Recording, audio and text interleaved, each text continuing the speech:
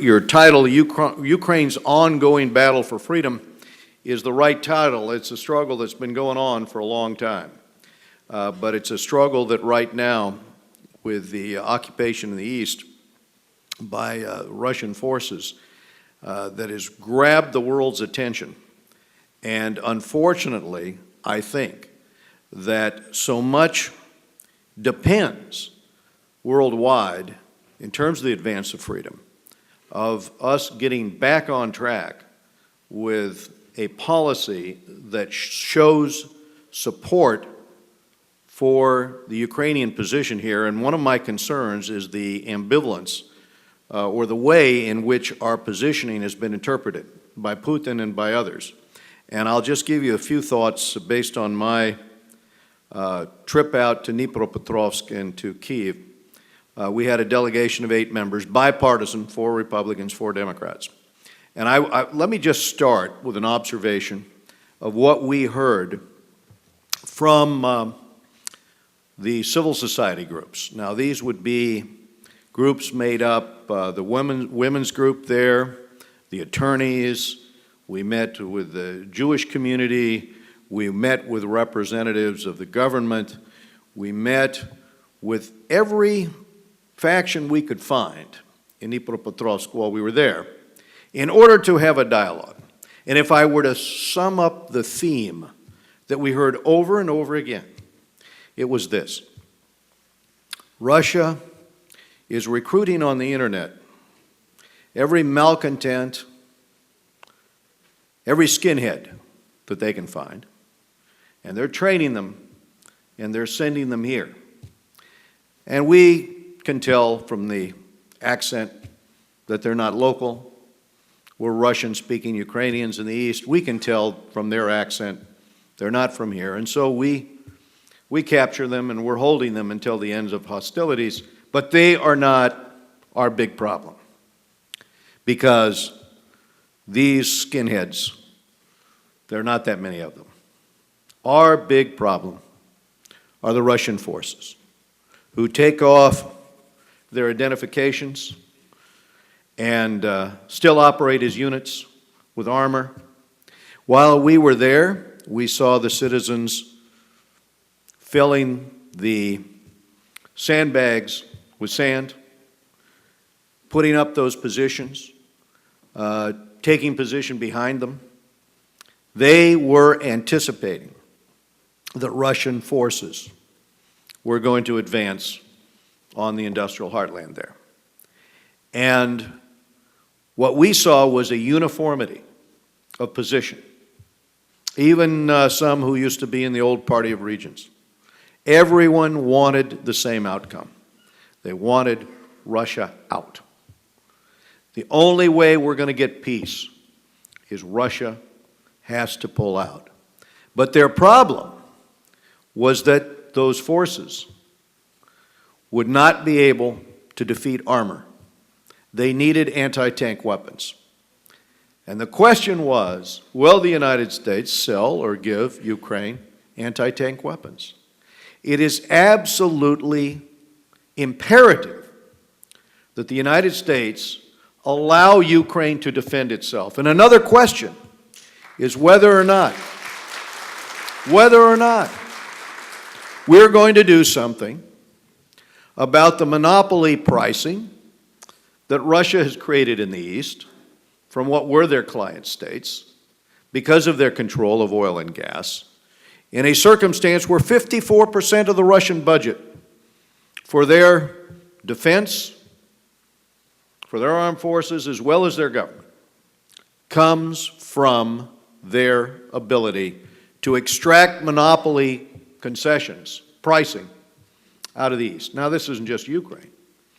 This is the Baltic states. This is Eastern Europe. And the question is the United States prepared to lift our sanctions on ourselves and send our gas and oil over to Ukraine? And are we prepared to help Ukraine develop its own gas reserves so that Ukraine is not dependent upon the chokehold that Russia has on Ukraine?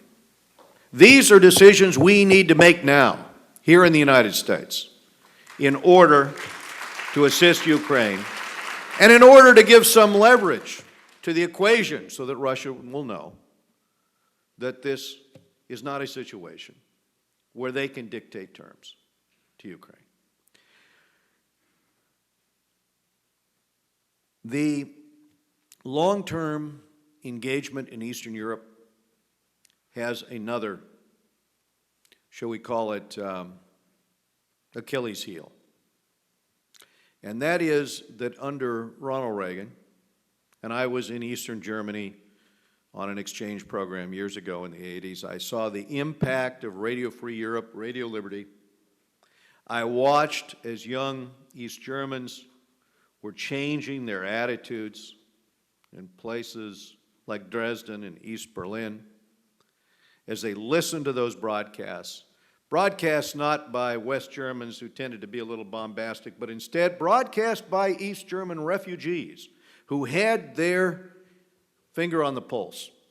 And they were able to communicate in a way that gave people daily news, but also a lesson plan in tolerance, political pluralism, democratic governance. This was part of the ongoing program. And today we do not have that, but I tell you what people do have access to, and that is RT television. We have access to it here in the United States. All of Europe, Germany, you name the country. Certainly the Russian-speaking populations in eastern Ukraine can easily access RT television, but beyond RT, the Russians have made it their effort to obtain control over dissemination of information in Russian all over Eastern Europe, including Ukraine. What has the United States done to stand up to this? As both sides of the aisle admit, currently it's dysfunctional in terms of the old Radio Free Europe, Radio Liberty. We no longer even have the intention to do what Reagan had done. It's more a national public radio type of a situation, except it's, in the words of our former Secretary of State, Hillary Clinton, it is practically defunct. That is correct. Everybody agrees. It is practically defunct. So if we are going to offset RT, and if we're going to offset the Russian propaganda machine, where is the truth? Where is the intention to provide those young Ukrainians with the ability to do what those young East Germans did, and Poles and Czechs, which is to give a steady stream of information in Russian, day and night? Where is the capacity building on the part of the United States? Where do we take the plan of what works and deploy it in Ukraine so that people in Luhansk and Donetsk can hear this information on a daily basis? Now, Elliot Engel and myself have legislation to overhaul Radio Free Europe, Radio Liberty, in order to do this again. But it is imperative that we get the support from the administration to do this. And we don't have that support at the moment.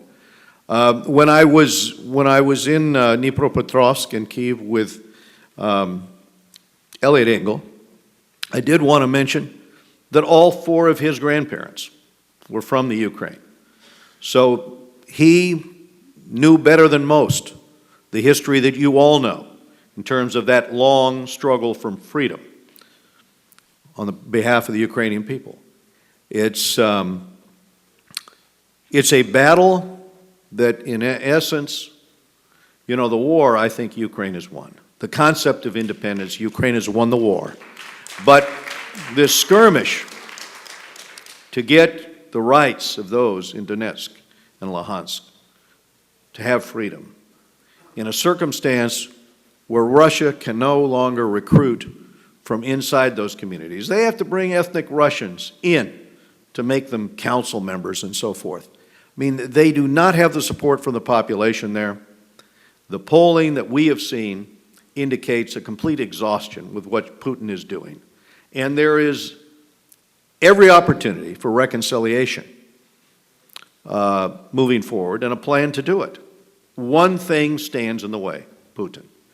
And one thing can help correct the scales. And that is more engagement by the United States in this, and more engagement by Ukrainian Americans.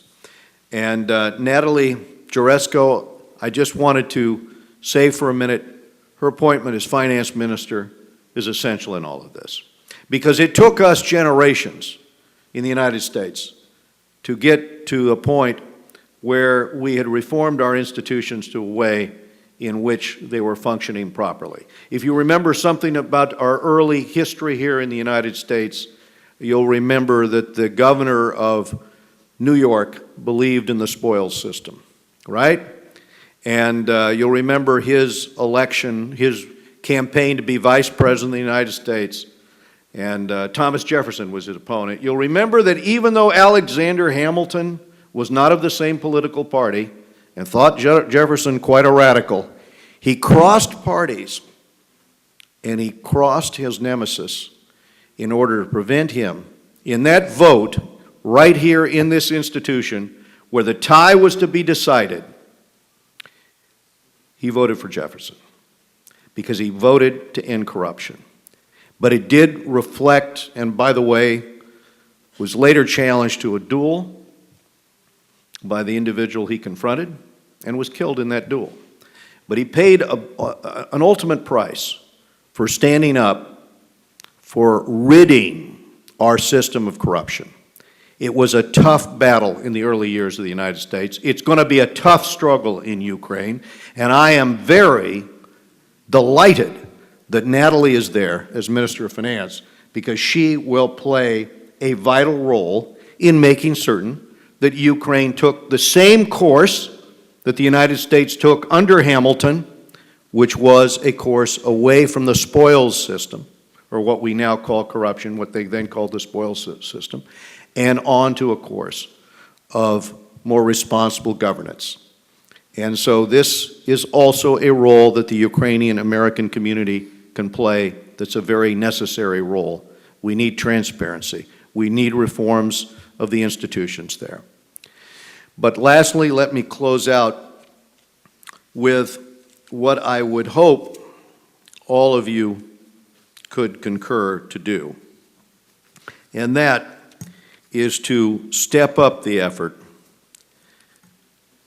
to press our government, the House level, the Senate level, and the administration, to take the steps necessary to give Ukraine the backing it needs, to get access to the weapons it needs to defend itself, to get access to foreign policy shifts that make certain that they can reach energy independence and cannot be basically forced by Putin's hand by cutting off oil and gas, and give that boost to those officials in Ukraine to make certain that it is Hamilton's course that on the ground they follow, because that will lay the foundation for more investment in the United States.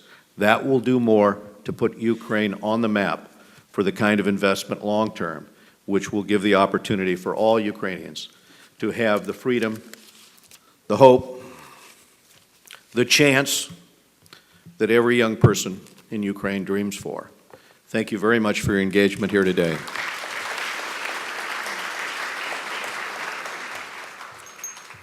We want to thank Chairman Royce for all of his hard work.